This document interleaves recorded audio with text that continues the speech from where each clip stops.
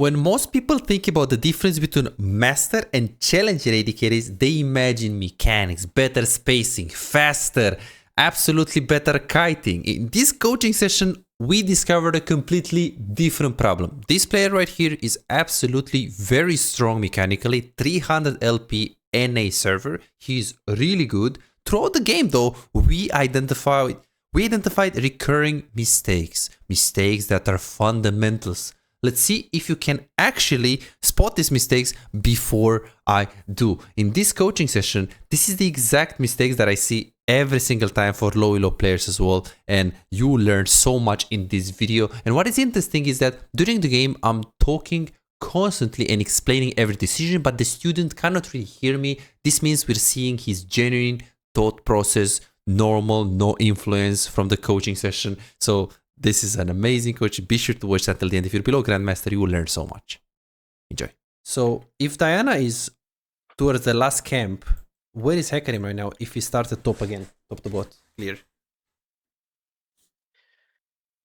Okay, so if he started top to bot, then his top camps would be available first. But if he started bot to top, his bot camps would be up. Raptors, Krugs. So judging that Diana is about to farm the last camp available, Hecarim could also be around these points. So what I wanted to get to is this following engage is, again, like ideally you know where Hecarim is and stuff, but you didn't hear. And as you can see what we're doing right here, Alistar goes in, and this Alistar doesn't look like he's just going in, going out like last time. You see his clicking is very like, he goes behind you, so he could have appeared here. You have to look at the Diana and kind of jungle track the enemies. In this case, he was exactly on top because he didn't do bot to top. Sorry, he didn't do top to bot, he did bot to top. But again, you have to click on the map more in order for you to take more information so you can use that information for you. Because this, yes, it can be a timer. Diana is about to finish the Gromp in like 5 seconds. Maybe Hecarim smites the Krugs and comes instantly. If he's on the same tempo. So be very careful with these things. Gotta count the camps. And if you see Hecarim on the map, instantly click on him. You'll see that Viper, Kumayushi. You see something on the map, instantly click on the map. Take the information.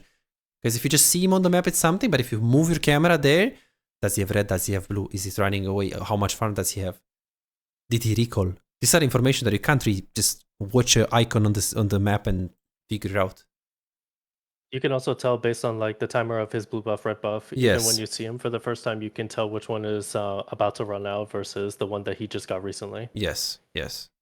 So here, this one right here, it's like, yeah, we should know that he's around. Like he can be around for sure. Like you followed, you eat, and then now you're pretty uncomfortable like auto attacking, which is good because it's just greedy. We just forgot about the biscuit, but I'm not really very concerned with this. Your mechanics are not what's holding you back right now.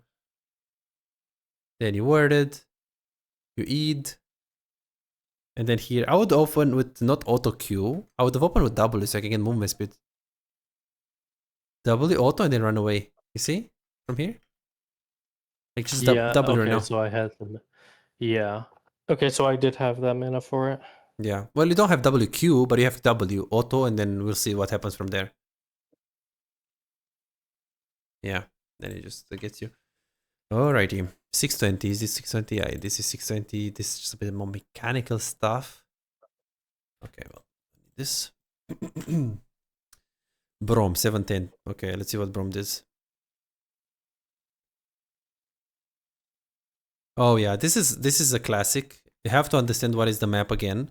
This guy committed to top play here. So you're taking this, getting a bit of chunk.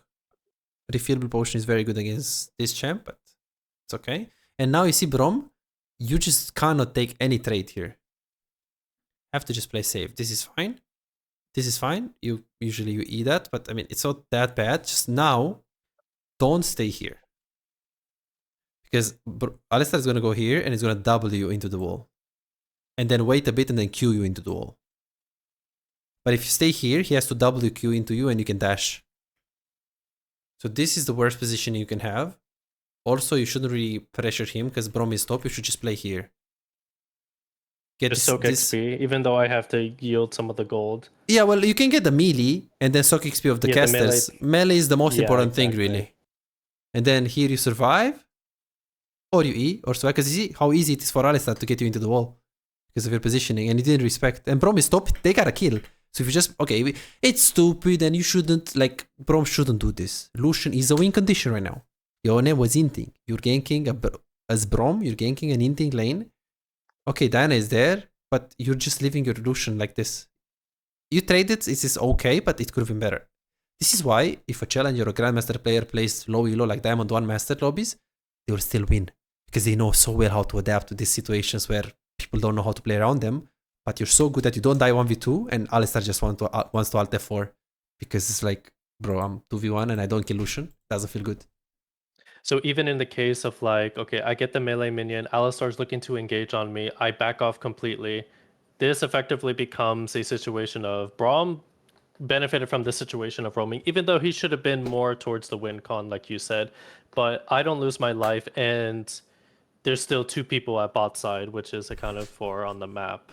Are you an AD carry main who feels like no matter how well you play, win the lane, make good decisions, play mechanically well most of the times, but you still have no real impact? You crush it one day, win 5 games in a row and feel unstoppable, but the next day you lose every single game and start doubting yourself. Am I even a good AD carry? What can I do if enemy top lane and mid lane are so fed? Imagine a world where you never let the lead slip away.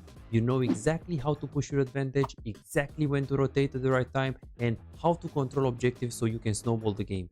A world where, as AD carry, you don't feel forced to make risky plays and you don't drop your lead. But you don't have to imagine it, you can make it a reality. This is Martin. He was grinding games, watching guides, and trying his best, but none of it seemed to work. The problem? He was focusing on the wrong things. You don't improve just by playing more games, you improve by fixing the small mistakes that cost you wins. And that's a problem that most AD carry face. From Platinum 3 to Diamond in 2 months. Billy found himself making the same mistakes over and over again, engaging at the wrong time or mispositioning in teamfights, dying for no reason, and he even knew some of the mistakes, but he didn't know how to fix it. He would find himself guessing what to do next, unsure whether to push, rotate or fight while feeling completely lost in the mid game. Now, he knows exactly what to do at every stage of the game and his results speak for themselves. Silver to Emerald in a month. Shaquille went from Diamond 4 to Challenger. Alex went from Gold to Grandmaster, and they are not alone. They are part of a growing community over 3,254 players who have taken coaching and transformed their gameplay. But here is the truth. This was not overnight, and it was not effortless. Shaquille spent 2 years grinding to reach Challenger, not by playing more, but by playing smarter. Alex dedicated 26 months refining his skills and climbing to Grandmaster once he started focusing on what actually matters. So no, this is not a one session and you'll climb instantly, promise. If you're looking for that, if you're looking for a shortcut, this isn't it. But if you're willing to put in the time, willing to put in the effort, apply the right mindset and focus on the details that actually matter, this is the proof that coaching actually works. You're closer to being a great AD carry than you think. Most players just need to uncover what's actually holding them back. That's it. You could keep grinding, watching random guides and hoping for progress, but how much time will you waste before realizing something is missing? You could finally find the real mistakes that have been keeping you stuck and start making real progress. You have already put in the effort. Now let's make sure it pays off. Book your coaching session now at bizarre.com. Yeah, and it's not really like it's not like you're losing like 2 waves. No, it's easy because you just get this minion and you can most likely get this XP as well. But if you don't get XP of 3 casters, like, let's be honest, it's just useless. Yeah, it doesn't matter as Doesn't much. matter. The most important thing is like not losing your life in the process of this, because they benefit more from taking this versus you trying to get those 3 minions.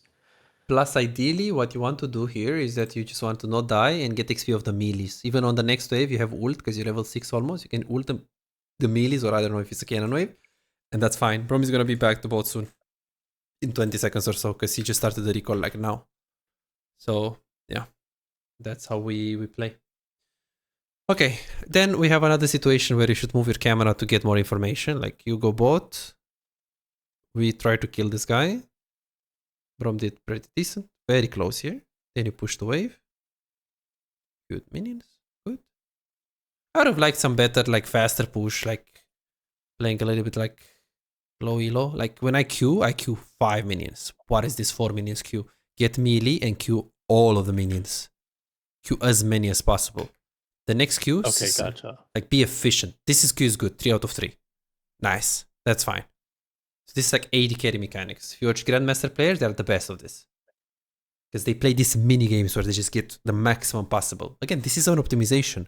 What I told you with the jungle tracking and wave management, that's not optimization. That is an S tier mistake, meaning that it's gonna hit your games. Optimizations like this are nice, but biggest mistakes are still the ones that make the game. Okay, what did I mean here? Let's see. So you pushed. Oh yeah, Alistar is mid. Click on mid. I wanna know. Is he low? Is he full? Does he need to recall before going bot lane? Because you can actually get more plays, or you can just play differently if he's spatting to stop, for example, for grubs. You know for 45 seconds this guy is alone here on bot, and you can ping your team to dive. Or he's spatting towards bot instantly. Like you wanna see what is happening there. Just again, absorbing information. 1, you wanna see his HP. If he's low HP and he needs to recall, you know you have a lot of time to hit his tower or even dive the guy. 2, you wanna see his patting. Is he patting towards top? Is he patting towards bot? You wanna know how much he stays there. Does look like he actually pat towards top. In another instance, Hecarim got the Rift Heralds as Diana was trading for Dragon. Yeah. And he pathed towards bot side, so there was nothing else Diana could do while watching the map with that. I just back and then I match again. Yeah, because if Hecarim is top, then right now, why don't we kill Ziggs again here? With Brom and with Diana. It would even take some time for Alistar to come bot side too.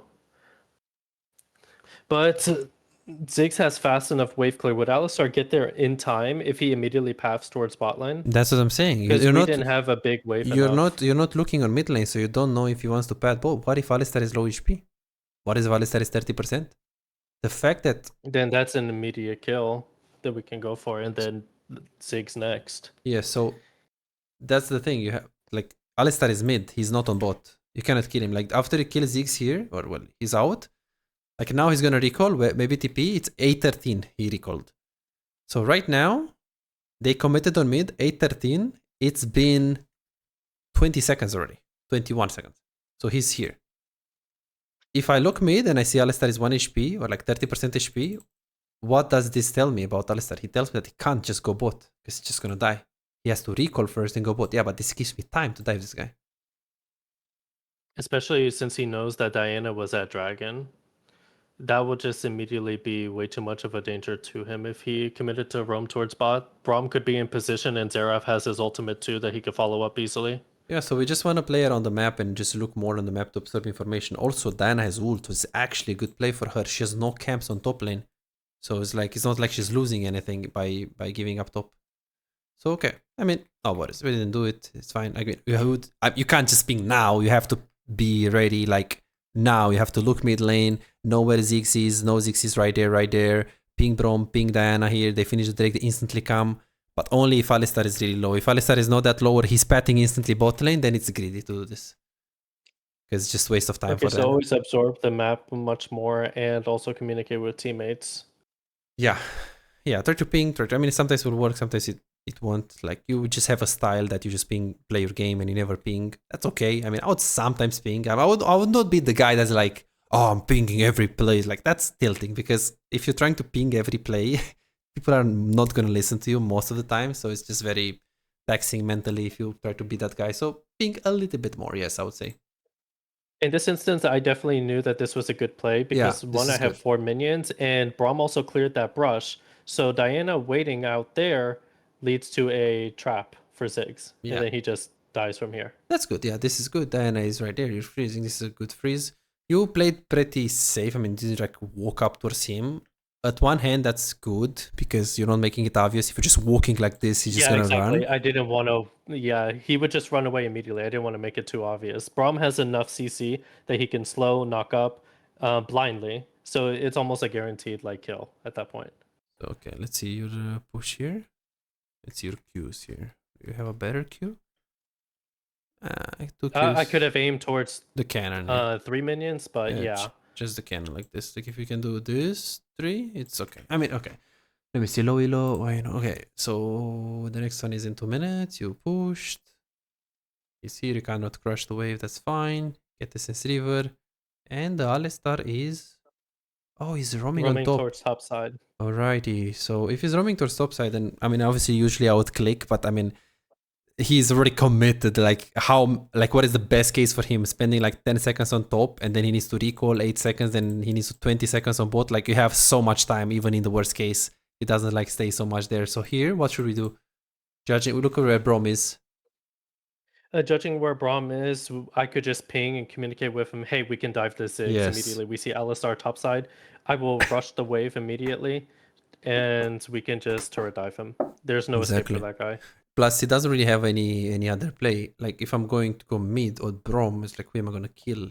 Like no one is there, and I have Zerat. Like there's nobody at mid lane, which means Tristana is either one backed or hovering near mid to top. And killing a Tristana with Brom Zerat is not easy. It's just if she's human, she just jumps away. Yeah, if she doesn't get hit by a Xerath, like in a normal world, she shouldn't ever do that. And even if she gets Zerat E and then Brom QR, let's say she has it, we're still not gonna be able to burst it instantly with Zerat, like 100-0 without like Ludens or something. So here, you see what you did here.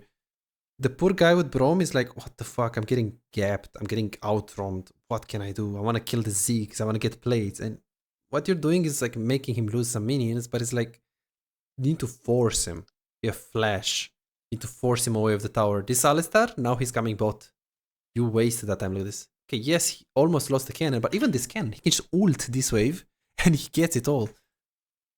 But it's better that you push it. So in this circumstance, it just doesn't matter at all, because it's just Ziggs. It's just Ziggs, but yeah, I would still push it though, because if he's bad and he doesn't ult the wave, then he's just gonna get dove. Plus, Brom should actually go behind him like this. Yeah, towards his brush towards Krugs. Yes. Because if he goes from that angle and Ziggs is still under tower, I rush the wave, that's it. He has no escape. Brom can just tank the turret shots for a little bit. Yes. And then we just kill him. Yes, this is just not good. You're not pushing here. Just force him, force him. Hit the tower once, worst case scenario to get one plate, worst case scenario. But you're just keeping the wave here. Yes, he lost some minions, but not really. It's just Ziggs and he's queuing. And now Brom goes mid. The chance of Brom doing something mid is super low. And you got lucky, but this is just coin flip. That he did something here on bot. I mean on mid.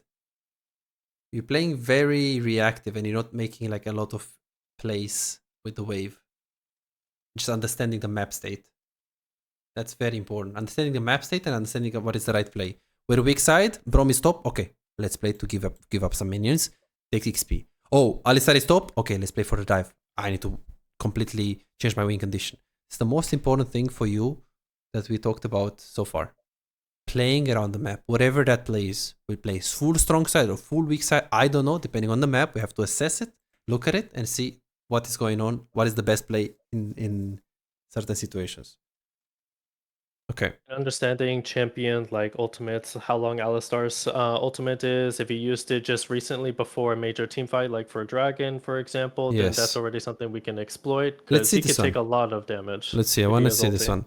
So here, so that's Hecarim. Hecarim uses his E. Hecarim uses his ult. I mean, Hecarim ult didn't really hit you, did it? So even if you get comboed here by Alistar, it doesn't really mean anything because they're just focusing Brom and Hecarim has no ulti right now. I think you are a bit too crazy with the flash, but I mean, it's super hard in these situations to be rational about how greedy you can be with the flash. So I don't mind this, you just flash it. If this is like a pro player, he does never flashes here because it's just combo of Alistar, but this guy has no E, no R, and Ziggs is just Ziggs, he's gonna poke you max. And then you can keep your flash. Overall, you trade 1-for-1. It's super fine. Trading 1-for-1. Okay, the next one is actually quite sad here, actually. It's one of the biggest patterns that you have. So, Hecarim is here. He does look low. He has no ult, no E, no ghost. You kill this guy, and all of a sudden, Hecarim looks to go to Krugs. You kill this guy. A bit lucky and a lot of minions, but it's fine. It worked. Why don't we push this? Why are we scared? I feared for Hecarim because he was near bot side. But he was I do not know 20%. why.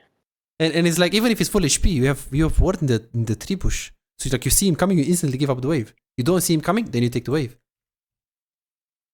Yeah, I have the ward at Tribush too. So Yeah. and he already used ulti. He used there's, ulti. like, no chance. Yeah. I believe he also ghosted during that Yes. too. So I guess that was just like instinctive that I got afraid right there. The first time when I saw your KDAs, I knew you're going to have this pattern, because all of the players that have so many kills and so little amount of deaths, they don't know how to take risks. Like, I'm not saying this is not a risk. Yeah, maybe 1 out of 10 games you're going to die of TP behind or whatever. But yeah, 9 out of 10 games you're telling me that you're getting a free wave, that's fine, you know? So it's just knowing how to take risks. Is like, Alistar, just respond. You have time to push this wave. 6 is dead. We will have ward there. How big is the risk of us dying to Hecarim? Well, he has no ult, no ghost. So he should just recall and go top. But even if he comes bot, you see him, you just run. So yeah, this is not nice, because you just leave the wave like this. And yeah, even if you have 1 HP, nothing can kill you. So Okay, gotcha. taking more risks, but not really taking more risks. Because this is a smart risk. It is small risk with a good reward. You're getting a wave, you're crashing the wave, Ziggs is losing the wave, you're getting the XP, you're getting level 10. And the risk is like, what? Maybe I die. But it's not even maybe I die. It's like so low chances that you die there. Just have to just assess the risk. How big is that risk? But it's not so big. It's not so big. Judging on the variables, the wording, the fact that Hecarim has no ulti and stuff like that. Because if Hecarim has ult, or you don't have the word, it changes completely. Just recall. Don't take that. That's a stupid risk to take. So you see, you have to look at these conditions to count, to assess a risk. Challenger AD carries are very good at assessing the risk, because they want to get farm money XP. They know how to squeeze this risk, because they understand when it's too risky, they don't greed. They're like, okay, I'm a pussy, I don't greed. But when it's like risks like this, they will always take them, because they know how to count them very well. Okay, this Ziggs. I believe it was also something that you said in one of your videos too. AD carry at bot lane is one of the most like resource heavy roles in the entire game. Because if you have an AD carry that's extremely behind in gold and levels, what exactly do they provide for the team? Your support could be like a Braum, and all he has to do is just auto attack, Q, block, and then ulti. Exactly. There's not much to it. Exactly. Okay, so 6, you use the Q, you zoned him, you already know. Okay, so Alistar is mid. It's not like you can crush the wave, you're not really gonna get anything by crushing, so you're just zoning him, doing this, W out. Okay, he does not W, but how much cooldown is that? Born. His W is about over 10 seconds. 11, 12, 10? How much? I believe 11 actually. Let me verify. It's 20 seconds, by the way. It's 20 seconds. Oh my god, that is such a heavy cooldown. So this is massive what he did right here. What he did right here is that he doesn't need, he's not allowed to get this cannon. So let's see. Let's see. So this was very good what he did. Don't let him. But here he still doesn't have it. Ult. He doesn't have it. It's 20 seconds. We can count it. Let's see. 19, 18, 17, 16, 15, 14. He still doesn't have it. 13, 12. Ult. Okay, now it's becoming a bit iffy because Alistar is here. But you see, you have openings if you know the cooldowns very well. There is a difference between 10 and 20 actually. It's a big difference. Okay, I mean, I'm not Maybe that I guess concerned. like before, like while I'm in champ select and I see the champions that I'm going to be up against, I could look at like their timers for their cooldowns to get much more familiar with that. Yeah, this is the website. Or you can just put the game.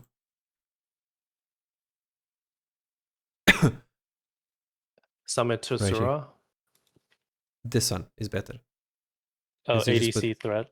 Game name here, tag, your name, tag, and then it just loads automatically your allies. Yeah. Oh wow, okay, gotcha. Yeah, if you really want to use this one. Okay, good. Next. Okay, it's gonna be a long day. Okay, so you said you have time, so it's no problem. We're gonna stay over time because I really want to stay. I really want to show you these things. This is the first time you moved your camera. Okay, this is the first time you moved your camera. I don't know where it was. I think it's 16.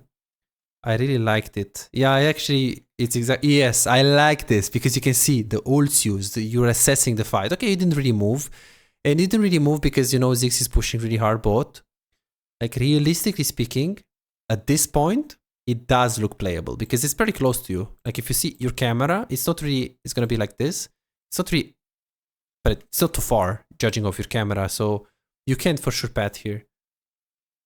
If I used the distance, if I didn't walk into the dragon pit, I probably would have been a lot closer into the fight. I E in, just ulti the Hecarim, he dies, and then I'm able to respond to the Tristana. Yeah. And they can't do anything else after that. It would have been a much more different scenario.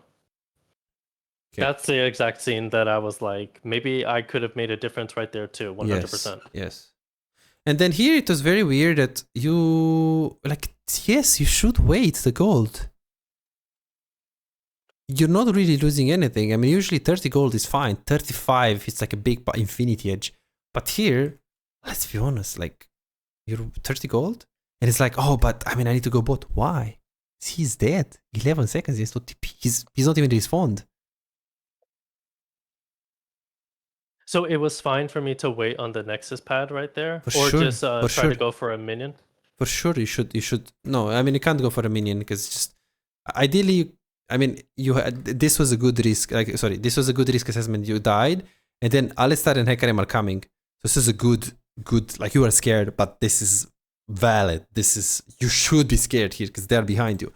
You did look mid, so you did saw a lot of things. What? Well, you saw Hecarim ult. You saw Hecarim is low. So you see Alistar ulti. So this helps, but of course Hecarim is Hecarim, so he can just take the scuttle and then heal a lot.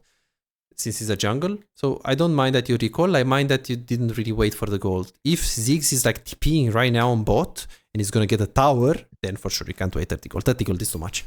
But since he has the death timer, he cannot push this wave. He cannot push this wave, so you should for sure make the play. You should for sure wait 30 gold. 30 gold is not that much, especially in situations like this where he wasn't really gonna and it's pretty big that I get like a complete too. Yeah, and now you're just staying on 1000 gold and you have to recall again. It's not very nice. It's not ideal. Yeah.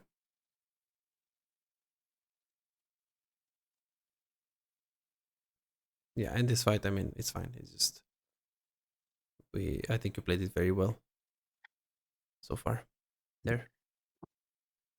Okay, 22-30 play. Ah, yeah, this one. When we didn't really see solo laners, it's fine. Yeah, it was pretty obvious here, this one. Because if you're walking up like this, well, then I walked up as well, but like you walked up on the wave. Let's see what you see on the map right now. Missing. Only Ziggs. And they have top push, they have bot push as well. So, I mean, the enemy mid lane should be here, top lane, whatever, somewhere. So you gotta be very careful. I mean, it's a bit of Diana like baiting you, honestly, but it's also like this Q. Look at this Q. Should be all minions, push fast, instant back. So let's see what happened. You pat towards them and now we don't see anyone. You're not even staying here. You're staying so left angle, but Hecarim could appear from there because you have vision there. You should stay here. You should feel safer around 1, 2. Should be safer around your vision. And then here they went in. Hecarim is flanking. Here, just leave it. In this immediate circumstance, the moment Diana showed herself, Hecarim should have already been hovering. Yeah. Granted, they do already get the kills off of this, but in an actual challenger lobby, Hecarim would have already been ready for the mistake Diana should made. Be careful with your E because you just use your E like this, but now you don't have it, and then he goes on you. I would ideally just E like this over the wall so I can get more space, because if he doesn't have ult, he can't ult over the wall and you have to walk, and you have Zerat as well coming slowly there. But if you just E like this, it's just so easy for him to do this. So usually I like to hit over the wall because I just get more space. He would have killed you anyways with the wall, but in cases where he doesn't have ult, it can help you a lot. Okay. And that comes around with just watching the map and seeing, did he use his ulti here? Then I could purposefully play more differently in this circumstance. Okay.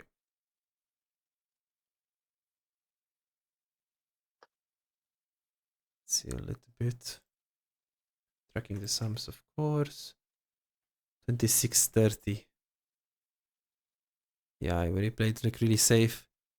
Like here, I would have just dashed into her, honestly. Because you have barrier, like look at this. Like right now. Just dash into her. You kill her faster. Well, you did walk into this, unfortunately. But you kill her faster. Like look at your HP. You kill her faster than she can kill you. Well, of course, ideally don't dash like this. You should go like this and then dash like that. EW, auto, Q, auto. she's dead. Because you played it very like, I'm gonna run, and she committed first, and this is why she killed you. But if you're just Eing into her, you can kill her first because she's lower than you. You have this playstyle where it's like you're so safe, but here you're actually winning. This is your playstyle. I'm not here to change your playstyle. You're just a safe player. This playstyle is interesting because, oh, I guess. Here you did it. Where is it? Here. Here you did it.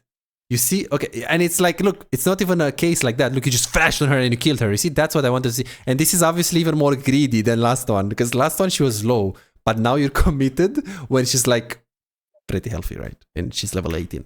But you did, this is not something that you do a lot, like you dash into the face and stuff. And I understand it's not really your playstyle by any means, and it's no problem. But yeah, in that case, for sure, you should pull the trigger because she was low. Okay, and then the passive gold where you did underestimate completely the passive gold. Like here, just recall. Like you don't need gold. 30 gold, you need 29 gold. Come on, if you press B, the B is like 8 seconds. In 8 seconds, you get 10, 11 gold. So you're gonna need to wait. I could have just waited a little bit because nothing else is happening. And here it's like, it's 1 minute on Baron. So it's like, you wanna be at Baron 45 seconds before it spawns, 30 seconds before it spawns. So you take this. Now you recall, if you're unlucky, this wolf would have actually stopped you. And as you can see, Brom is on the tempo, Diana is on the tempo, they're gonna face check, they're gonna get vision, and you're off tempo. Boom. What? Why?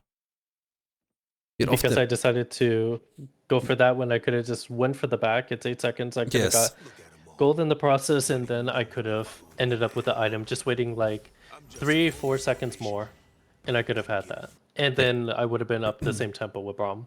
Okay, look at this. So this is a dash that you use if you want to do long dash. So you want to go to that guy, you do long dash, auto, auto, auto. Mm-hmm. But if you want to do the maximum DPS possible, you do auto, and then you short dash, you actually hover your cursor close to you, auto, auto, auto, auto, auto, auto, auto, auto, auto, auto. You can do it up, you can do it down, you can do it left, you can do it right. It's super fast compared to this. Did you know this? I usually adapted smaller dashes, like for example animation canceling with vein Q when I'm up against the wall. I usually auto, and then it cancels the whole yeah, but with Lucian, with short dash and long dash, because this is reliable. You can use it in every situation. If people are here and you need damage per second fast, you can do auto E instantly. But if you need distance, you just do auto and then you take the distance and you run. Like, this is reliable. The thing what you're saying with the wall, like how many times you can do this? It's just not too often, because if like I'm in the middle of a situation that I don't have a wall, then how is that going to be applicable? Yeah, with the wall. Gotcha. Yeah, so it's a lot of things that you can learn, but since we've got only one session, I think we nailed it with the most important things.